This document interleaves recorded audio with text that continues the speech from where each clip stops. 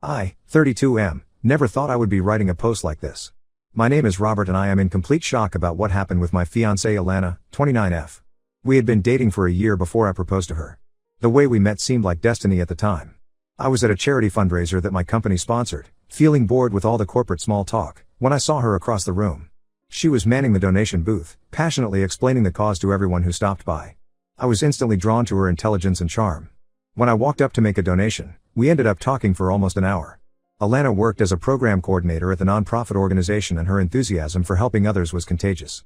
She had this way of making everyone feel special and heard. I asked her out that evening and to my surprise, she said yes. Our first date was at a small Italian restaurant.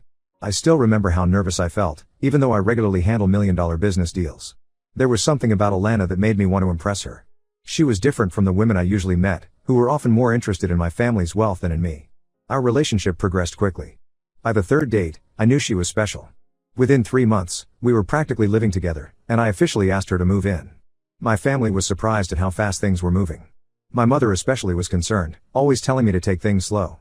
But even she couldn't help but like Alana once they met. Alana had this way of fitting perfectly into any situation. She got along wonderfully with my mother, often spending afternoons cooking together or going shopping. My father, who rarely approved of anyone I dated, said she had a good head on her shoulders. Early in our relationship, around the 4-month mark, Alana opened up about her past marriage. We were having a quiet evening at home when she started crying while watching a movie scene about domestic abuse. That's when she told me about Greg, her ex-husband.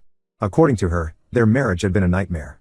She described how he would constantly put her down, calling her worthless and stupid. She said he controlled every aspect of her life, from what she wore to who she talked to. The worst part, she told me, was when they found out she was infertile. She described in detail how Greg had taken her to multiple doctors, each confirming she couldn't have children.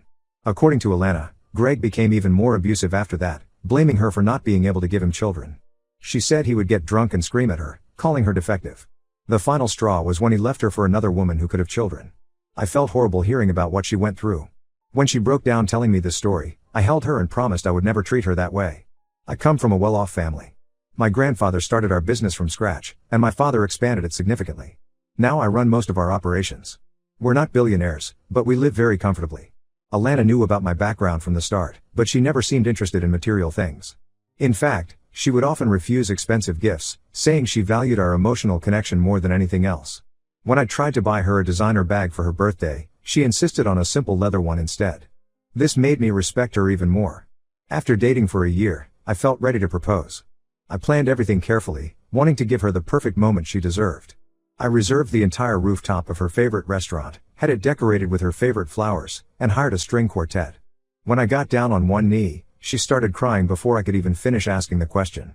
She said yes immediately, and we began planning our wedding.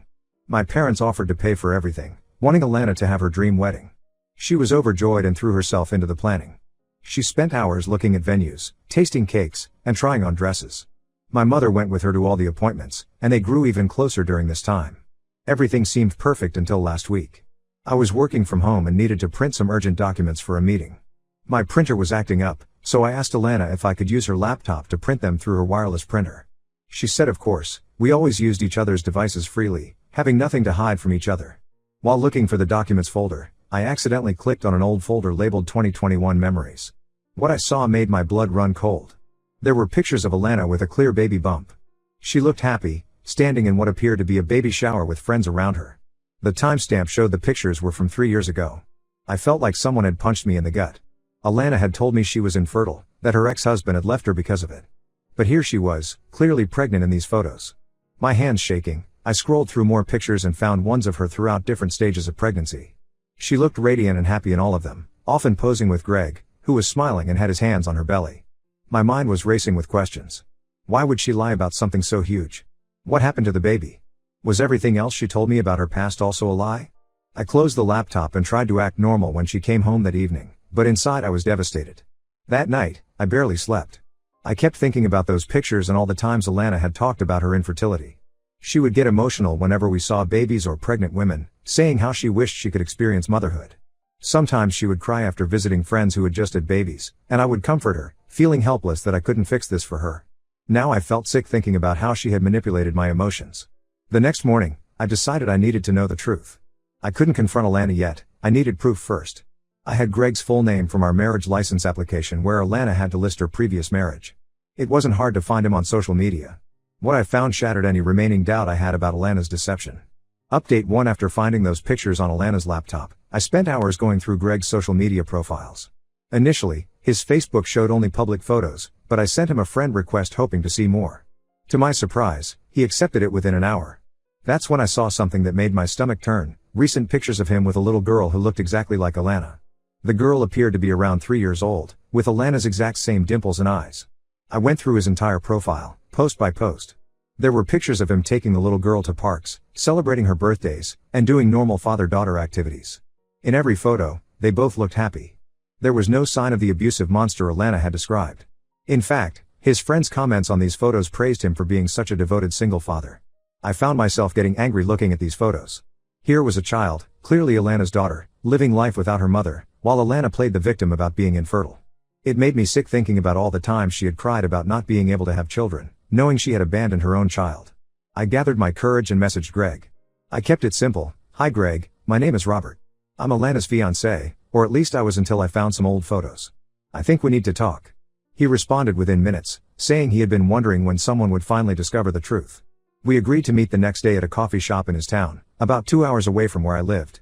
I told Alana I had an emergency business meeting and drove to meet Greg. I was nervous the entire drive, my mind creating scenarios about what I might learn. Part of me still hoped there would be some explanation that would make sense of everything. Greg wasn't anything like what I expected. Instead of the abusive alcoholic Alana had described, I met a simple, hard-working mechanic who owned his own small shop. He was dressed casually in jeans and a clean work shirt, and seemed genuinely kind. When I told him what Alana had told me about their marriage, the abuse, the drinking, the infertility, he looked shocked and then sadly amused. "She's still telling that story, huh?"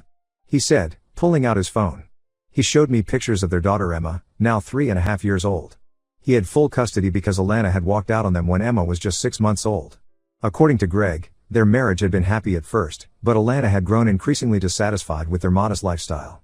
They lived in a small but nice apartment, drove reliable but older cars, and made enough to live comfortably if not luxuriously. Greg worked as a mechanic and had recently opened his own shop when they got married. Alana worked at a local nonprofit then too, but she started complaining about everything. Their apartment was too small, their car too old, their lifestyle too boring. Greg showed me text messages from that time period. Messages where Alana complained about being stuck in a dead-end life and how she deserved better than this. He worked extra shifts at the shop trying to provide more, but it was never enough. When she got pregnant, they were both excited at first. Greg showed me videos of them preparing the nursery together, both looking happy. But after Emma was born, things changed dramatically. Alana became distant and started going out more, leaving Greg alone with the baby. She complained about how the baby was ruining her figure, how she couldn't do anything fun anymore. She started dressing differently, going to upscale bars with new friends, and coming home late. Then one day, while Greg was at work and his mother was watching Emma, Alana packed her bags and left. She sent Greg a text saying she never wanted this life, that she was meant for better things than being a mechanic's wife and a young mother. She said she needed to find herself and live the life she deserved. What really broke my heart was when Greg showed me the court documents. Alana had signed away her parental rights without any hesitation. She didn't ask for any visitation, didn't want any connection to Emma. She told her lawyer she wanted a clean break to start a new life. Greg showed me texts where Alana clearly stated she didn't want anything to do with Emma because a child would just hold me back from finding a better life. I felt physically ill reading those messages. The woman I thought I knew, the one who cried over baby clothes and got emotional at the sight of pregnant women, had willingly abandoned her own child. Greg even showed me videos of Emma's first birthday party, second birthday, and other milestones. Alana was absent from all of them, never even sending a card or asking how her daughter was doing. Looking at sweet little Emma in those videos and photos, I couldn't understand how anyone could walk away from their child. She was beautiful, happy, and clearly well loved by Greg and his family. But her mother had chosen to pretend she didn't exist, all so she could pursue a wealthier lifestyle. Before I left, Greg gave me copies of all the documentation, court papers, text messages, everything. He said he wasn't interested in revenge, but he thought I deserved to know the truth before I married her. He also suggested I carefully check my finances, as Alana had tried to drain their joint account when she left him. The drive home was a blur. I had gone hoping to find some explanation that would make sense of everything, but instead, I had discovered that the woman I loved was a complete stranger. She hadn't just lied about being infertile, she had abandoned her child and created an entirely false persona to trap a wealthy husband. I knew what I had to do, but I wanted to do it in a way that would ensure she couldn't spin this story to make herself the victim again. That's when I started forming my plan for our upcoming wedding. Update 2: Today was supposed to be my wedding day. Instead, it turned into the day I exposed Alana's lies to everyone. After meeting with Greg, I spent a week carefully planning how to handle this. I wanted to make sure Alana couldn't twist this situation to make herself look like the victim again. I reached out to Greg and asked if he would come to the wedding with Emma. He was hesitant at first, worried about how seeing Alana might affect his daughter. But after I explained my plan, he agreed it was time Alana faced the consequences of her actions. I arranged for them to stay at a hotel near the church and gave them instructions about when to arrive. The morning of the wedding was surreal. I went through all the motions, getting dressed in my tuxedo, taking pictures with my groomsmen, greeting early guests. My parents noticed something was off with me, but I told them I was just nervous. I hadn't told anyone about what I discovered, wanting the truth to come out in front of everyone. The church was packed with 200 guests. All of Alana's new friends from her current job were there, the ones she had told her fake story to. My entire family had come, including relatives from out of state who had only met Alana a few times but thought she was wonderful. I saw Greg and Emma slip into the back just before the ceremony was about to start. When the wedding march began playing and the doors opened, Alana looked beautiful in her wedding dress. She walked down the aisle with such confidence, smiling at everyone. If I hadn't known the truth, I would have thought she was the happiest bride in the world. Looking at her, it was hard to believe this was the same woman who could abandon her child. When the priest asked if anyone objected to our union, Greg stood up.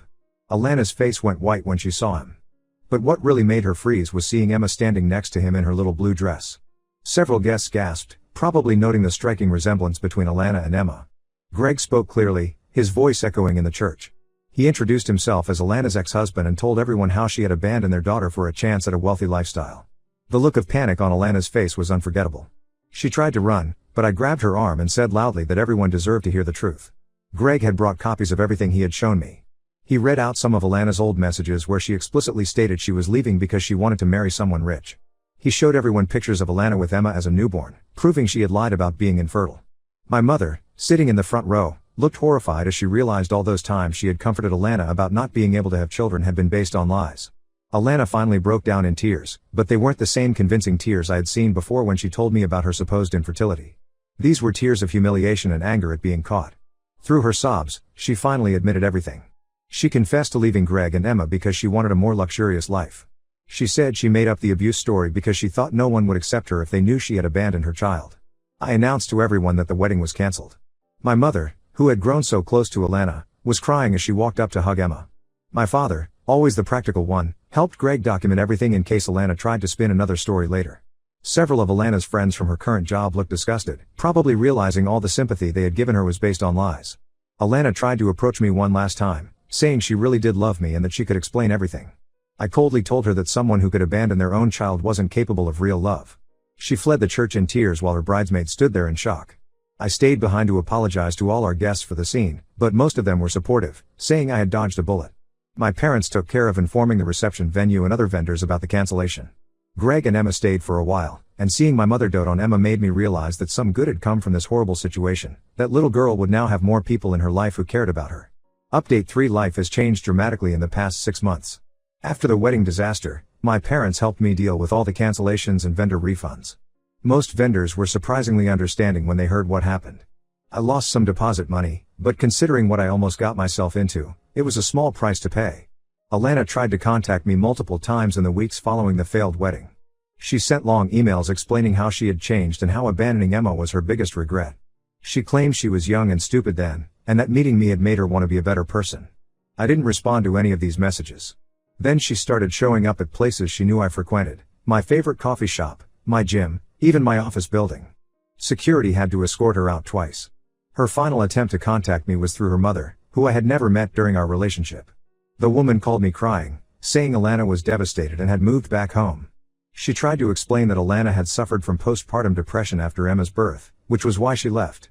I told her that mental health issues might explain Alana's initial departure, but they didn't excuse her maintaining the lie for years or making up stories about Greg being abusive. Greg and I have actually become good friends. He's one of the most genuine people I've ever met. Emma is an amazing little girl, smart and funny like her dad. She loves animals and wants to be a veterinarian.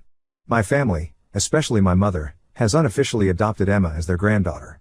We often have Sunday dinners together, and my mom is teaching Emma how to bake cookies, just like she always wanted to do with her own grandchild. Last week, I heard through mutual friends that Alana is engaged again, this time to a wealthy real estate developer in another city. Apparently, she's telling everyone she's a widow with no children. When I heard this, I sent the developer's office an anonymous email with proof of who Alana really is. I don't know if he received it or what he did with the information, but I felt obligated to at least try to warn him. My family suggested I start dating again, but I'm taking my time. The experience with Alana taught me a lot about trust and how easy it is for someone to create a completely false persona. I'm focusing on my business, which has actually grown significantly in the past few months since I've been putting all my energy into work. Sometimes I look at Emma during our family dinners and wonder how anyone could abandon such a precious child for money. She recently started calling my mom Grandma Jane, which made my mother cry with happiness. Greg said Emma has been doing much better in school since having more family around, and her counselor noted significant improvements in her confidence. I'm not sure what the future holds, but I'm grateful I discovered the truth before marrying Alana. It's scary to think how easily she could lie and manipulate people's emotions. Every time I remember how she used to cry about being infertile, I feel sick knowing she had a beautiful daughter she willingly abandoned. I guess some people can justify anything in their pursuit of wealth. At least now Emma has more people in her life who truly care about her, which is perhaps the only good thing to come out of this whole mess.